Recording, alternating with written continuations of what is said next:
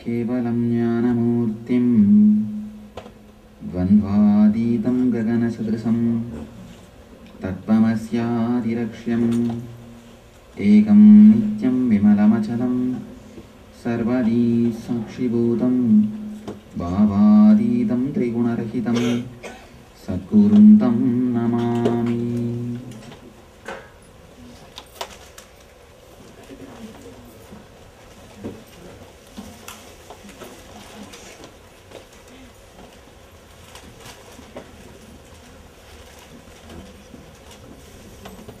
I welcome you all with my love and respects.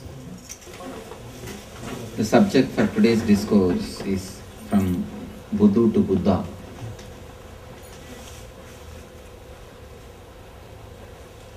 I'm giving a series of discourse on Patanjali, the Yoga Sutras of Patanjali.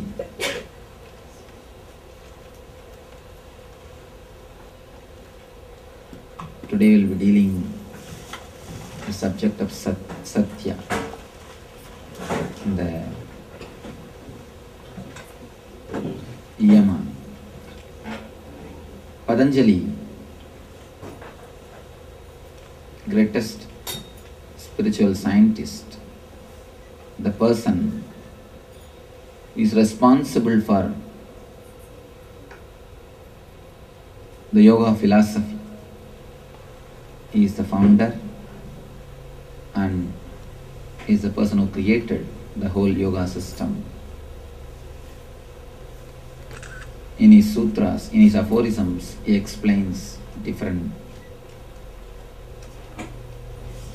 levels or parts of yoga. The 8 steps. The first step is Yama, in which he speaks about 5 subjects: Ahimsa, Brahmacharya, Satya, Asteya and Aparigraha. Today we will be dealing the one subject, Satya.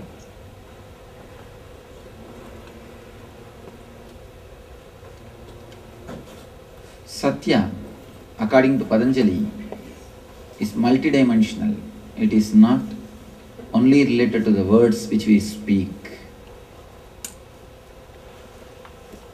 Speaking the truth is one dimension of Satya.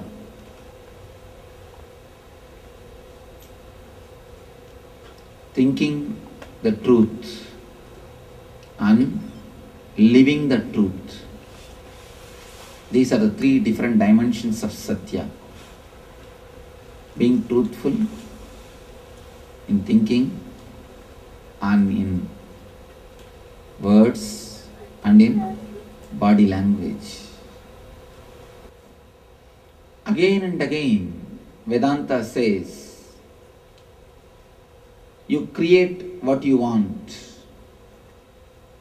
It is you who is the creator of your whole world.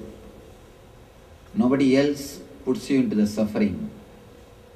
It is you who create suffering, or it is you who create bliss. Again and again, we also question, if it is we who are creator of our world, why do we create suffering? The main reason for our suffering is either consciously or unconsciously we are not true to our being. We neither think the way of truth or speak the truth or live the truth in our life. Let us analyze a little deeply how our life has become far away from Satya, far away from truth. First thing, when somebody speaks, you never believe that person because we don't speak truth. Whenever people speak, see what is happening inside your mind. You are sitting there judging, you are not listening. You don't allow all the words to penetrate you. You just sit As long as he speaks what you want, things go well. The moment he speaks which you can't understand, or which is against your vested interests, which is against your conclusions, you stop believing. Either you ask him to stop. If at all you can't ask him, out of politeness, you keep quiet, but you don't allow those words to penetrate you.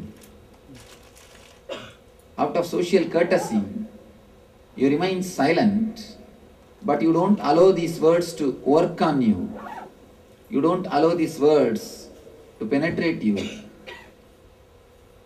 The reason is because we are not continuously expressing the truth. We expect or we desire the other person is also not expressing the truth. One more thing. If we are the creators of our world, why do we create suffering? Why do we create pain? Why do we create so many problems in our life? Continuously you create self-contradicting statements, self-contradicting desires, and give life to it. In a deeper level, you are God. First, you should understand whether you believe it or not, accept it or not, realize it or not, the truth is you are God. You have two choices. One, you can experience, realize and live the life blissfully, or you can again and again struggle, contradict and make your life hell. Only these two are choice. You are God or not is not a question. Whether you realize it or not, that is the only thing. The choice is yours. It is you who is supposed to decide. Some fish swim along the current, some against the current, but both are in the water. So, whether you realize it or not, you are God. You are divine. When you create self-contradicting statements within yourself and give life to it, you create so many troubles for yourself. When Patanjali says, thinking Satya, he means straightening all your thoughts. As on now, all our thoughts are self-contradicting. For example, you have a disease. You wanted to cure it. Again and again you create a thought, I should get rid of this disease. I should get rid of this disease. The more you create this thought, you will never be able to get rid of the disease. The problem is, whenever you create that thought, I should get rid of this disease, you give power to the word disease. You bring the memory of disease again and again and implant in your being. You implant that word in your being. The negative words or the negative feelings, negative ideas implanted in your being can create only more trouble, more difficulty to your being. When Patanjali says, thinking Satya or Manasa Satya, he means straighten these self-contradicting words. If you think again and again, I should get rid of this disease, I should get rid of this disease, I should get rid of this disease, you will only fall more into the disease. Because you are giving power to the concept disease. Instead of that, if you use the words, let me become healthy, let me become healthy, you bring the concept of health to your mind again and again. Again and again the idea of health is brought to the mind and it gets the power. Please understand these three things. First, you are the creator of your own world. Next, even if you don't believe, you are God and you are energy, your consciousness. Third, why do we create our own suffering or misery? Because we give power to the self-contradicting thoughts. It is self-contradicting thoughts. Again and again when they are repeated, when they are given power, they become so solid. We call in Sanskrit samskara. Patanjali calls it as samskara. In terms of psychology, they call it engrams. When the samskaras get power, they become reality. They become reality. As on now, our samskaras are mithya, not satya. So you may speak only the facts, but don't think you live according to satya. No. A person who just speaks truth verbally is not totally in satya, is not established in satya. The very important thing which we should understand, in course of time, we started thinking satya means only speaking the facts. You can speak facts and you can be saying a lie. Please understand, you can speak facts and you can be a liar. How? There's a beautiful story in Mahabharata, the greatest story ever told on the planet Earth is Mahabharata. In that, Krishna wants to depress Dronacharya. Drona is very much attached to his son Aswathama. If somebody gives information that Aswathama has died in the war, Dronacharya can be depressed. And naturally, he will lose all the interest to fight. He can be killed. But who should inform Dronacharya? We should get a right person on whom Dronacharya has trust. Dharma is the right person because Dharmaraja is trusted by everybody. Everybody trusts Dharmaraja that he always speaks the truth. Krishna chose Dharmaraja and requested, Dharma, go and say Aswathama has died. Dharma said, no, I cannot say a lie. It's a lie. Krishna said, don't worry, I'll kill an elephant, which name is Aswathama. We will kill the elephant. Bhima is asked to kill an elephant, whose name is Aswathama. Now Dharma is asked, now you say, Aswathama has died. Of course, Dharma uttered the word, Aswathama has died. If you see, it almost looks like fact. It is fact, but it is not truth. It is fact, but it is not truth. The story goes, the moment Dharmaraja uttered the word, Aswathama has died, and Dronacharya understood that his son has died, the moment this incident happened, Dharmaraja came down to planet Earth. The Dharmaraja is said to walk on the air. I don't know whether it is a truth or just a mythological expression. Maybe a metaphysical expression. When a person is blissful, when a person is in high spiritual ecstasy, he feels so light. Maybe that is what is explained in a metaphysical way, that he was always in a higher planes. The moment this incident happened, the moment he said that Aswathama died and gave the wrong message to Dronacharya, the story says he came down. He became a normal human being. It is fact. Actually, Dharmaraja did not tell any lie. It's a fact, but it is not truth. You can be factual and a liar. This is the incident. This is the proof. An example, Dharmaraja is factual, but a liar. Of course, even though it is very difficult to accept, it is truth. He is a liar. In body language, he told a lie.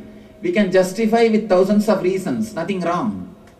We can always justify that, oh, Kauravas did so many mistakes, he has to win in the war, he has to establish dharma, it is Krishna's order, God himself said.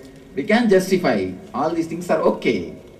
But whatever happened is happened. It's happened. Being truthful means something more than being factual. The first step, straightening your inner chattering, straightening your words. People come and ask me, Swamiji, when enlightened masters say something, it simply becomes reality. When ordinary people say, why it never becomes reality? The master's words is completely satya in their thinking level, in their verbal level, in their body language. They live satya, they live the truth. Their words are straightened.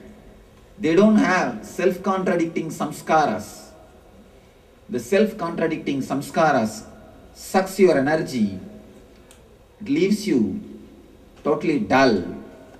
And you become almost dead being. Not only all your energy is taken away, and it creates more and more trouble for you because you give power to the self-contradicting thoughts. Understand this one example.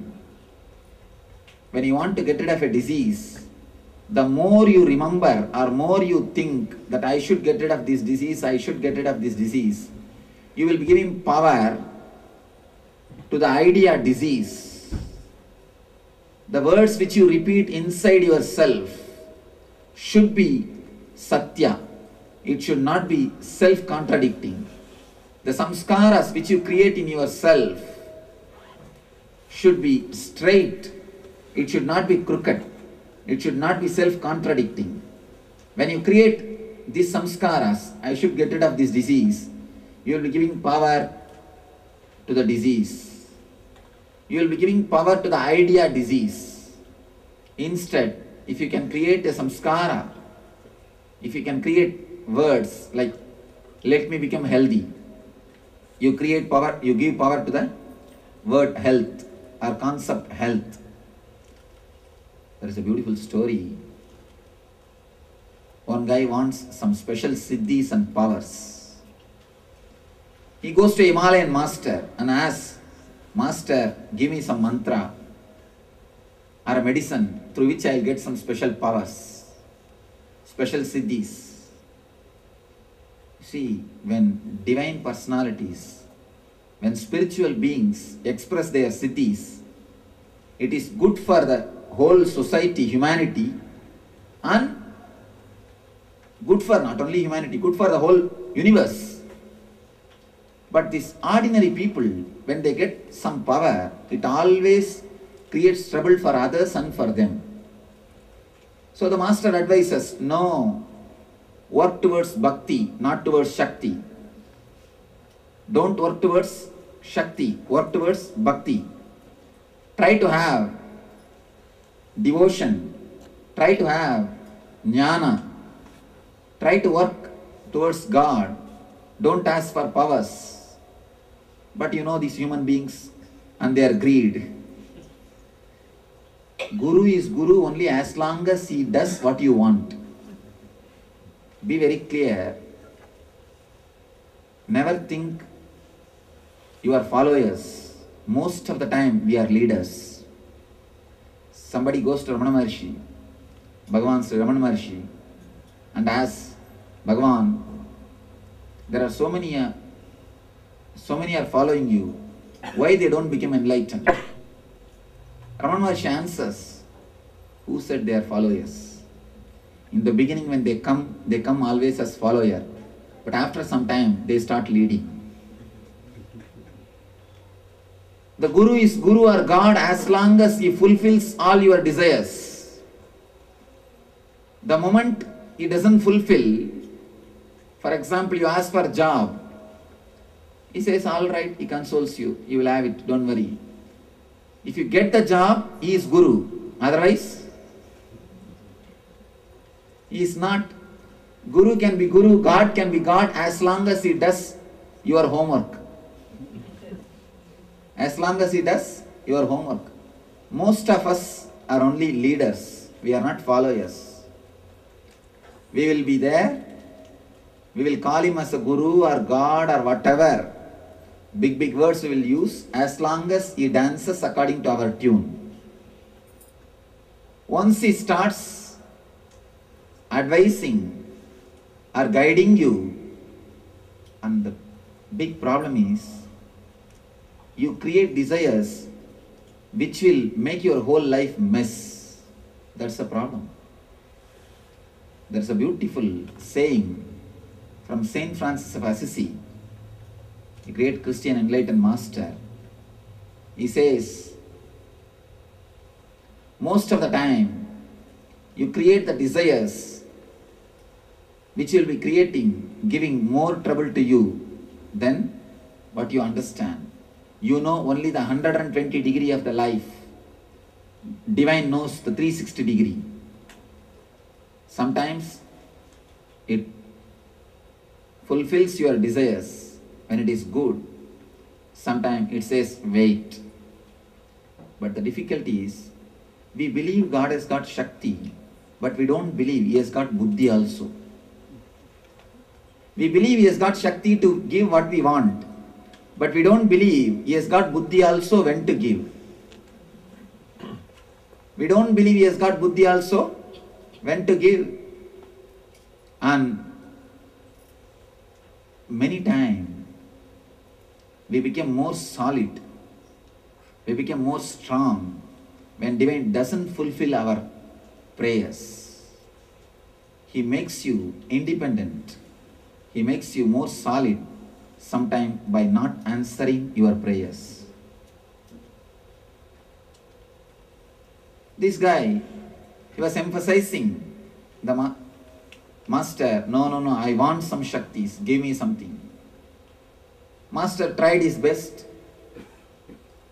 but this guy started tell me, you can't give any powers, I accept.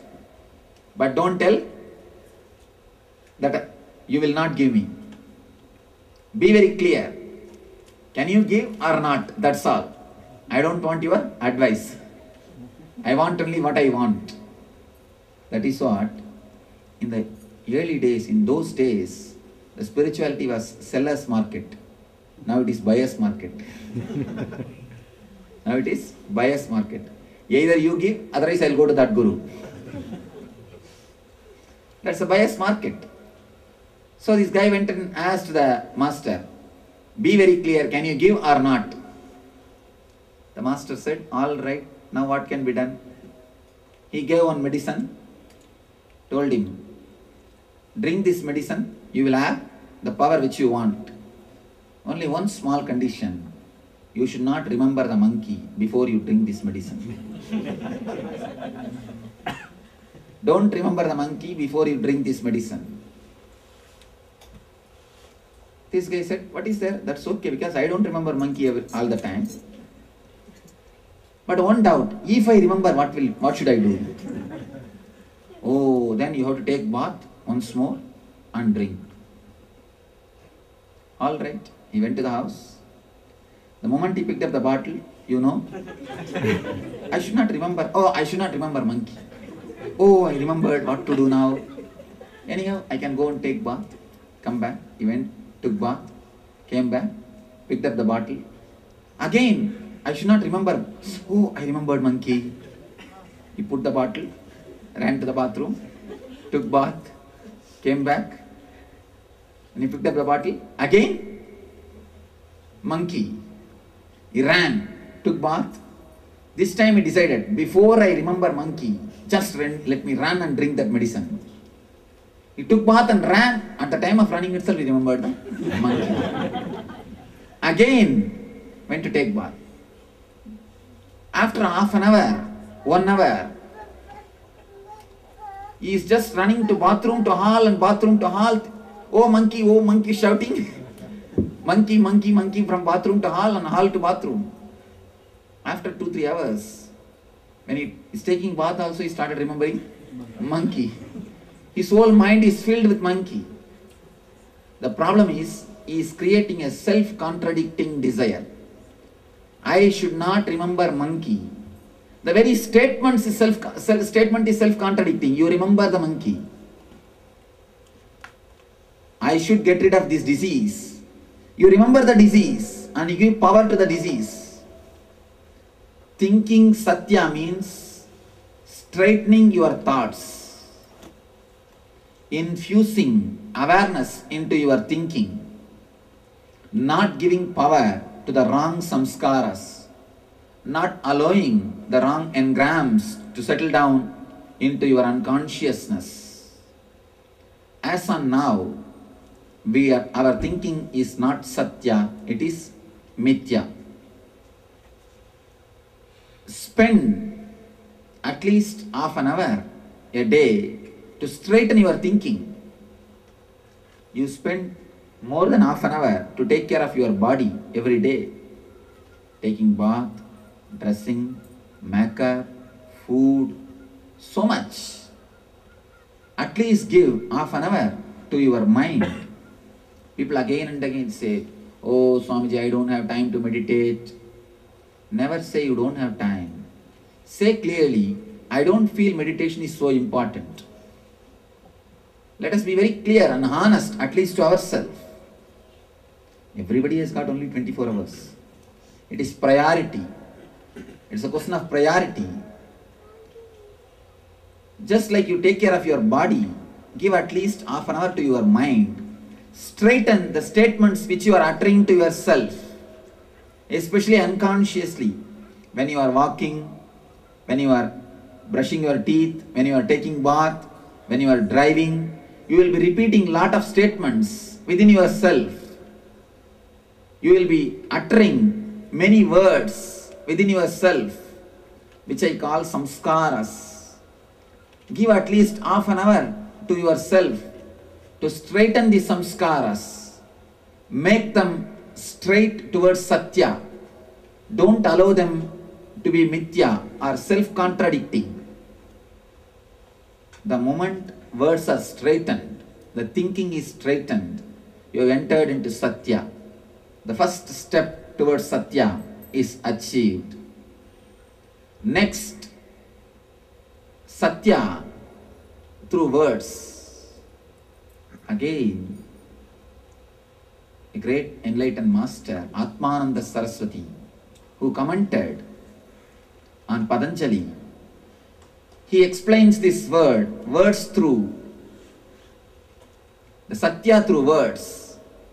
He explains Satya through words is again something more than speaking the facts. You must speak which gives peace and bliss for everybody. You can't speak arrogantly. You can't speak anything which creates anger or disturbance in others. You can't be violent. People ask me, no, Swamiji, if I speak the truth, people are hurt, what can I do? Be very clear. Whenever you are expressing the truth in a violent or arrogant way, you are expressing your ego, then the truth. The real truth can always be expressed in a polite, beautiful way. But when you want to express not only the truth, the idea that you are speaking the truth, then you become arrogant, violent. Then we wanted to establish, see, I am speaking the truth. See, I am a great Mahatma. Look, I am holier than you. When we wanted to express that idea, only then we became arrogant. Only then we became violent. Never say that you express the truth and somebody is hurt.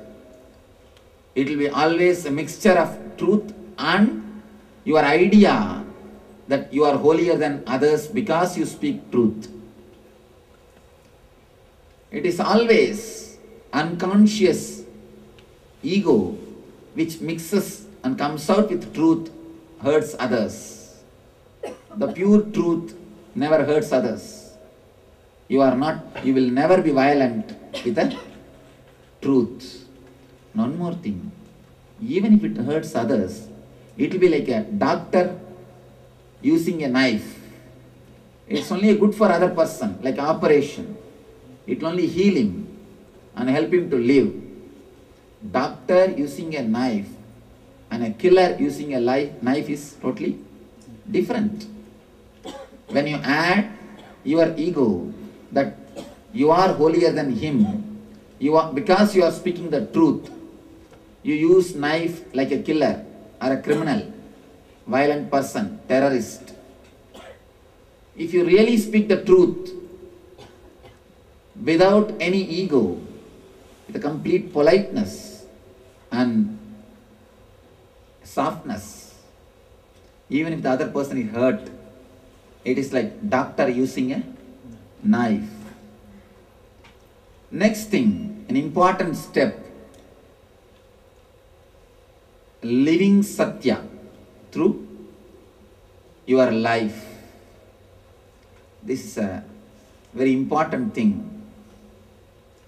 You should understand what I mean by the word living the Satya through your life or the body.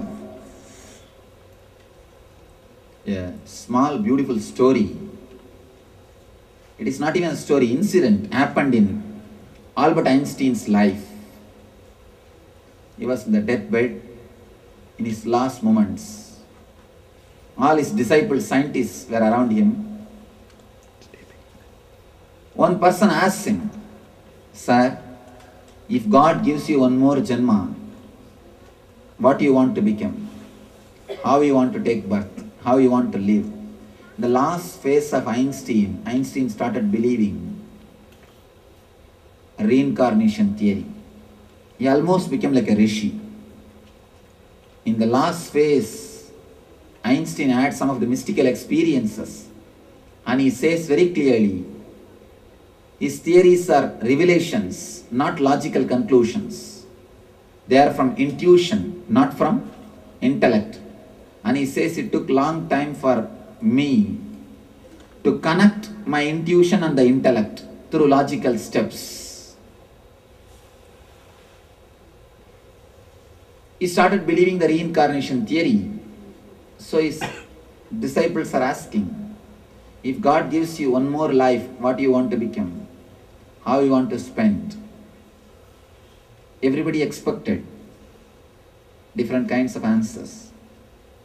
One thought, he may tell that he wants to update his theory. Another one thought, maybe he wants to become a spiritual person. Each one had his own idea. Einstein replies, I wanted to become a plumber.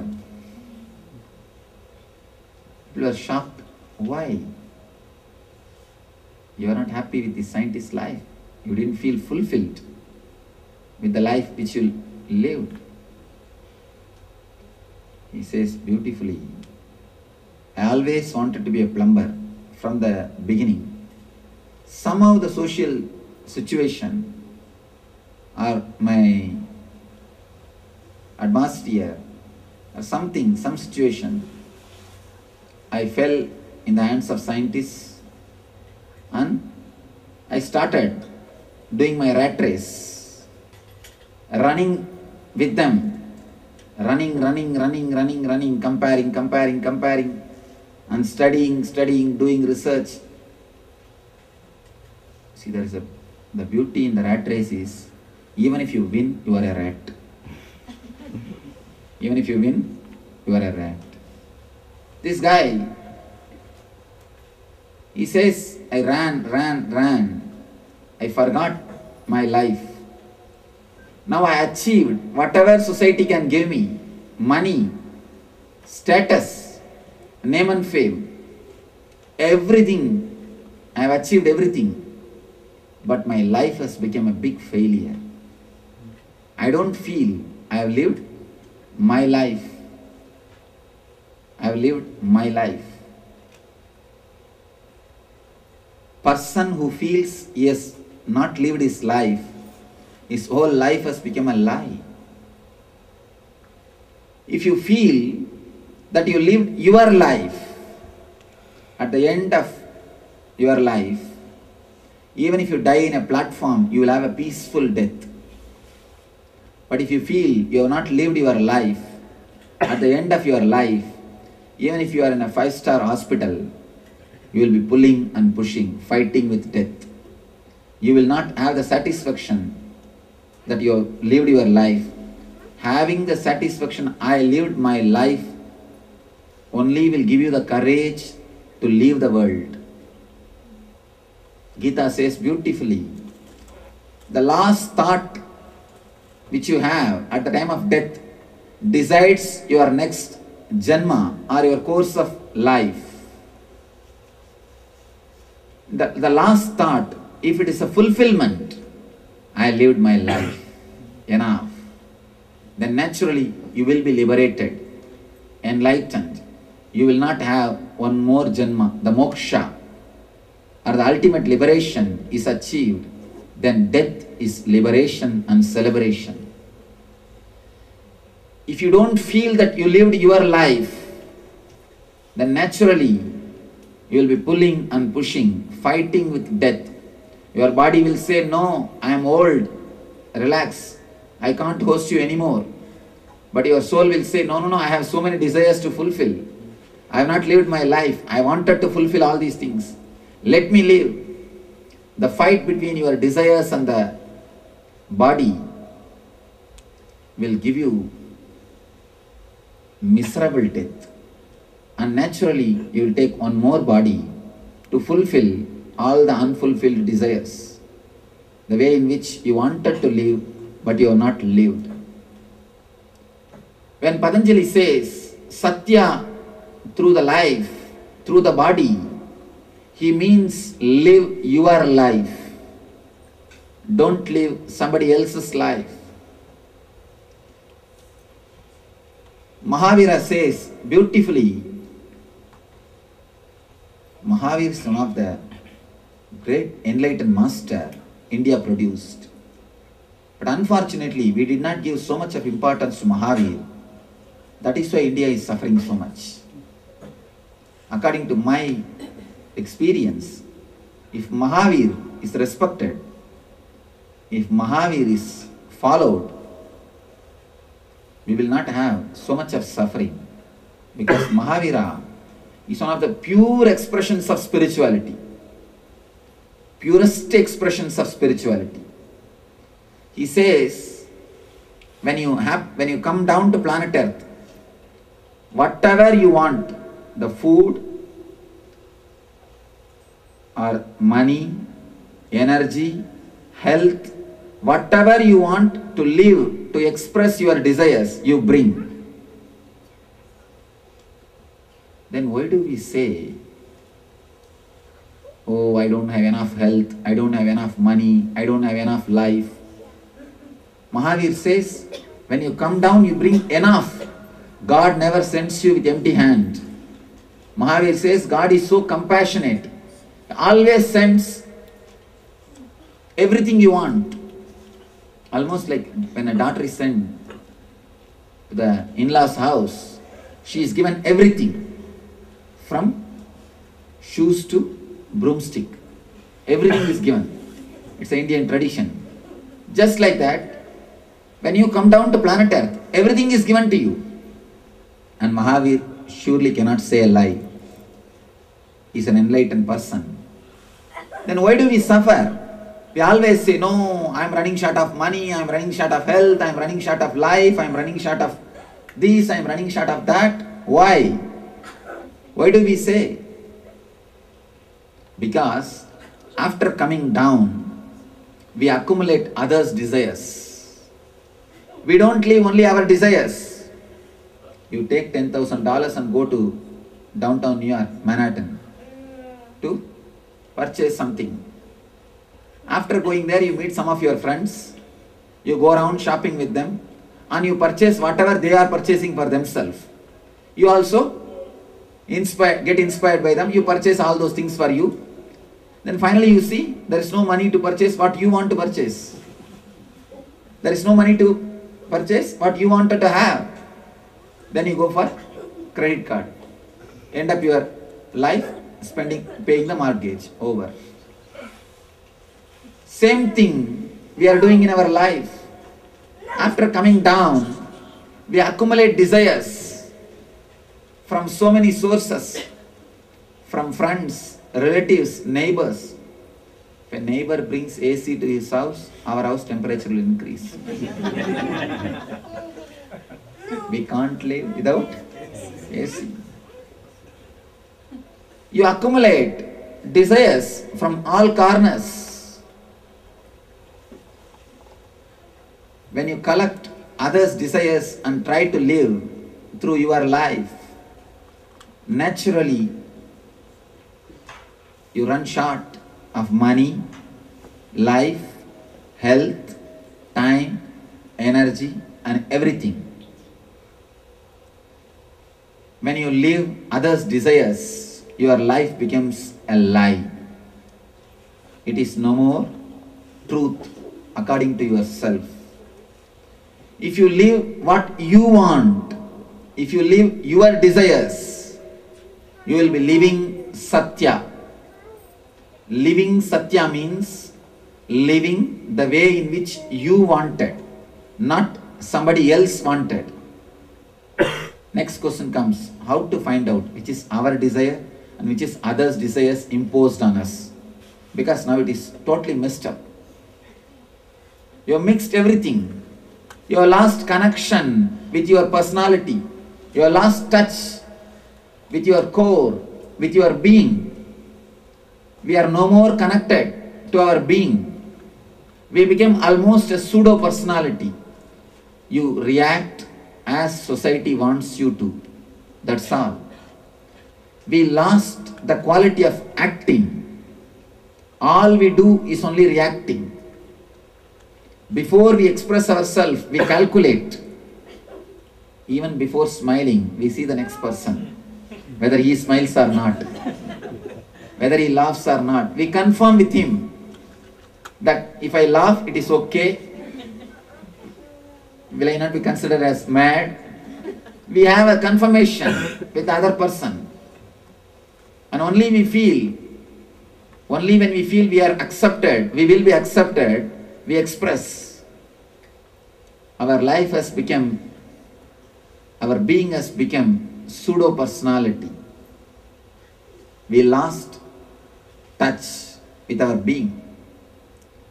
People ask me, Swamiji, how to find out which is our desire and which is desires imposed on us? Meditation. Meditate on all your desires. Infuse spirit, energy into your desires. Infusing spirit into your body, mind is what is spirituality. Infuse spirit means consciousness, energy, through meditation into your body and mind. Whatever is your desires will stay. Whatever desires imposed on you will automatically drop and die down. When you shake a tree, all the old leaves automatically fall. Green leaves stay with the tree.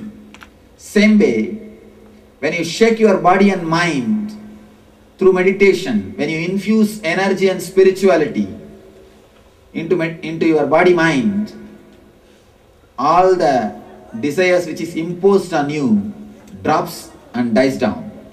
They die down. And your desires will become so solid, so strong, so active. So you will be totally centered on your desires. You will never have the complaint, my desires are not fulfilled.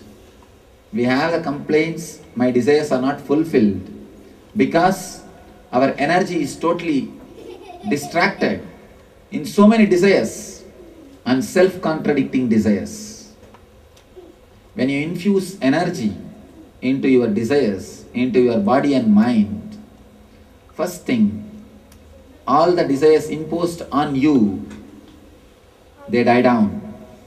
Next thing, your desires get strengthened, gets enough energy to express itself into reality, into the truth, into the world. When your desires expresses itself in the world as a reality, you have a deep satisfaction that you lived your life. They give you a deep fulfillment that you have lived your life. Satya in 3 levels. In the level of thinking, straightening your thoughts, removing the self-contradicting desires. In the verbal level, expressing it without ego, that you are holier than others. Expressing it without hurting others in a beautiful, compassionate, loving way. Third, living the truth means living your life instead of somebody else's life.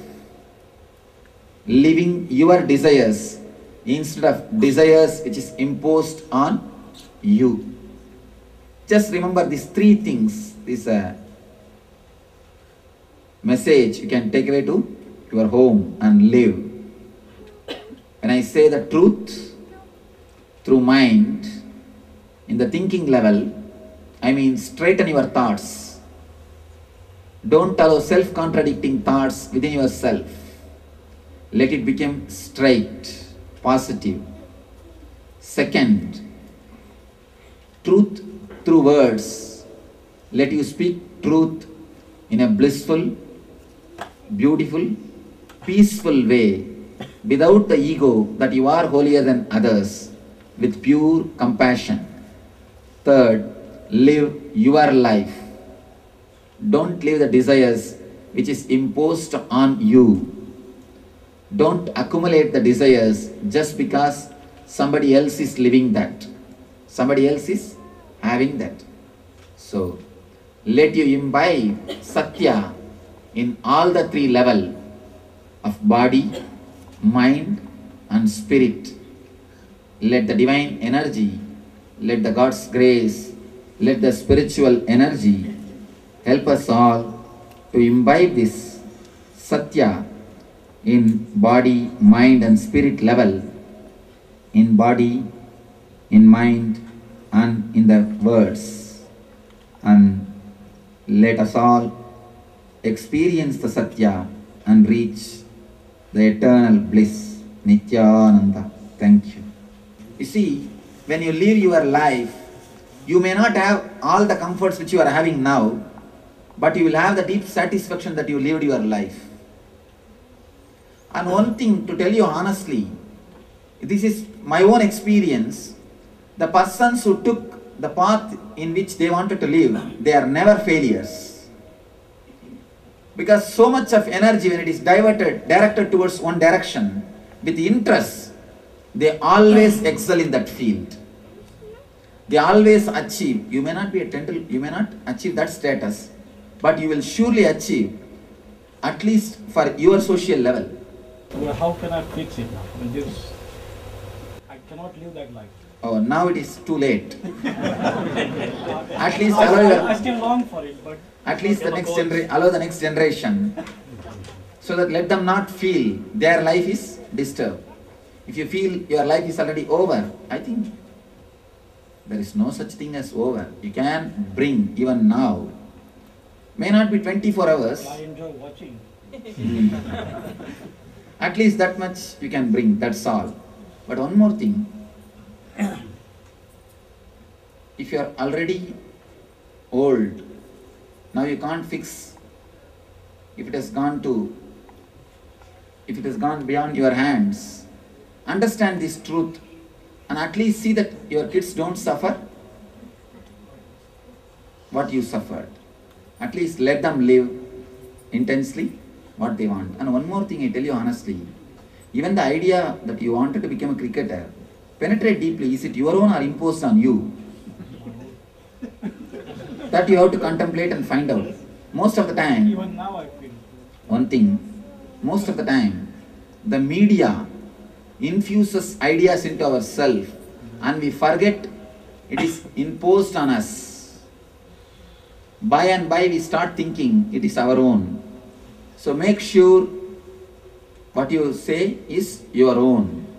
Many times the media makes us forget what is our own and they just infuse into our system lot of things that we should take care. Swami, you said, Raman Maharshi said, Mm. first they will be followers, and afterwards they become the leaders. So, what is a good way to be only followers instead of being a leaders? Trusting that not only God has got Shakti, He has got Buddhi also. When you believe He has got Shakti, you enter into religion. When you believe He has got Buddhi, you enter into spirituality. You surrender. So, trusting that He has got Buddhi also is the best way to be always a follower instead of taking the leader seat. And one more thing, important thing, even if you become a leader, God will never follow you. Be very clear. That is why the world is running so beautifully and peacefully. If we become leader and God follows us, we would have made the whole thing mess long ago. We would have created enough chaos long ago. First thing which we need to understand, not even a blade of grass moves without the divine grace. This statement comes out of a person who has become enlightened, who has become experienced. That is true for him, not for you. Be very clear. That is true for him, not for you. The second statement, you create your own destiny, is true for you and not for enlightened persons. Enlightened person is a person who has totally fallen in tune with the existence, who has become existence, who don't have any individuality. For him, the second statement is not true. The first statement is true. That not even a blade of grass, not even a blade of grass moves without the will of God.